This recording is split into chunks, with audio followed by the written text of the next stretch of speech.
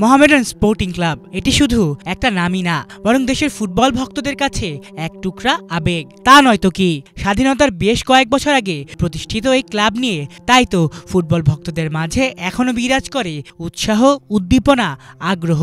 আর এই মোহামেডানেরই এক অবিচ্ছেদ্য অংশ ছিলেন মুক্তিযোদ্ধা এবং স্বাধীন বাংলা ফুটবল দলের অধিনায়ক জাকারিয়া পিন্টু। আজ সোমবার দুপুর 12:30 নাগাদ রাজধানীর একটি বেসরকারি হাসপাতালে তিনি ত্যাগ করেছেন শেষ নিঃশ্বাস। মহান মুক্তিযুদ্ধ এবং দেশের ফুটবলে জাকারিয়া পিন্টুর কী অবদান ছিল তাই চলুন জেনে আসা যাক। জাকারিয়া পিন্টুর নেতৃত্বে মুক্তিযুদ্ধের সময় ফুটবলাররা ভারতের প্রদর্শনী ম্যাচের মাধ্যমে মুক্তিযুদ্ধের জন্য গড়েছিলেন তহবিল। পরে 1973 সালে আন্তর্জাতিক ফুটবলে বাংলাদেশের অভিষেক হয়। মালয়েশিয়ায় মারদিকা কাপের নেতৃত্ব দিয়েছিলেন দেশকে। 1995 সালে বাংলাদেশ সরকার তাকে ক্রীড়া বিভাগে স্বাধীনতা পুরস্কারে ভূষিত করে।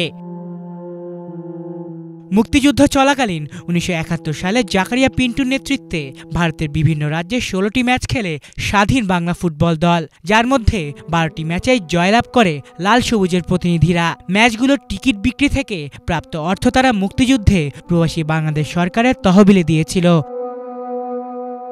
এছাড়া দীর্ঘদিন মোহামেডান স্পোর্টিং ক্লাবকে নেতৃত্ব দিয়েছিলেন জাকারিয়া পিন্টু।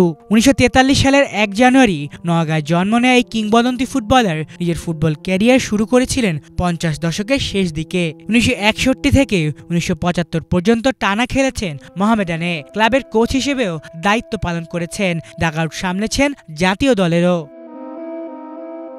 তার মৃত্যুতে শোক বার্তা দিয়েছে বাংলাদেশ ফুটবল ফেডারেশন। এছাড়া বাফুফের সভাপতি তাবিথ আউয়াল সহ ফেডারেশনের সবাই প্রকাশ করেছেন গভীর শোক।